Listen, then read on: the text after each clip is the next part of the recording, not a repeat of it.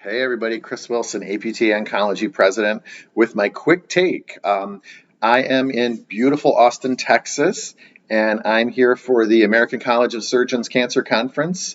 And I got invited and had the honor to be invited to speak on a topic that I'm absolutely passionate about, is how do we implement a rehab program? So how do we kind of develop comprehensive rehabilitation services for people with cancer? So I'm going to share with you a little bit of what we've been talking about and what we're going to talk about today.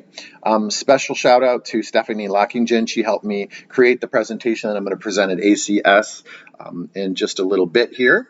So the Commission on Cancer, which is the accrediting body for cancer agencies, do have a rehabilitation care services standard 4.6.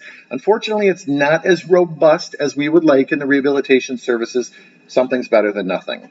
Really, they have to have policies and procedures to guide referrals and screenings for people for rehabilitation needs, and that there is a person at the table on the cancer committee representing rehabilitation services. So again, a little bit minimal, but certainly better than nothing.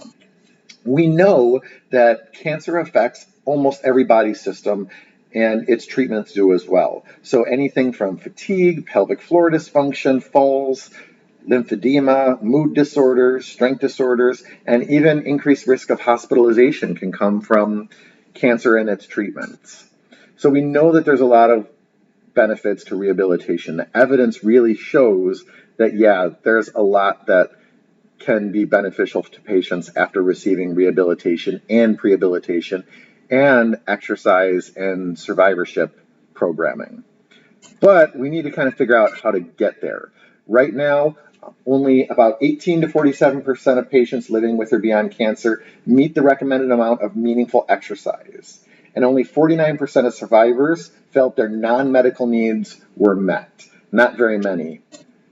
So we really have this big research body of knowledge to show that cancer rehabilitation and exercise work, but we need to turn knowledge into action. And that's where I think we really need to focus in on implementation science. And implementation science really helps with that bench research, lab-based research into actual clinical practice and how to help therapists to be able to do the things that they're good at in a sustainable manner. So really we need to make sure that we're not necessarily focusing as therapists on just being interventionists.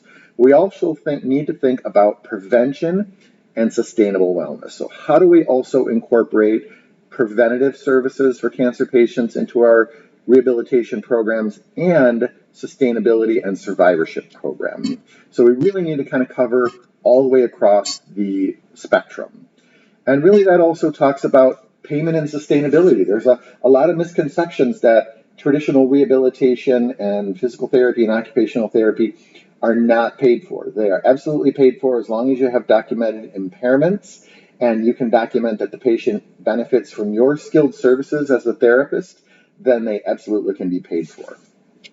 So my big takeaway from the folks at the Cancer Center are really find low-hanging fruit. You know, what's the most community impact for your patient population for implementing a cancer program?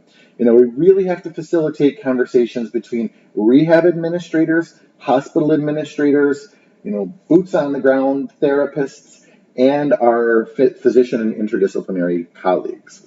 Also, we want to design the program longitudinally, so not just thinking of intervention at a point of time. From diagnosis through survivorship or end of life, we need to build that program for the entire time. And my big takeaway question for a lot of our physician colleagues is, why are their cancer patients less of a priority for rehab than orthopedics or neurology? Rehab programs tend to prioritize orthopedics or neurology pretty high, and cancer's not as high. Why is that? I don't know. Think about that, and I'll see you next time, guys. Take care.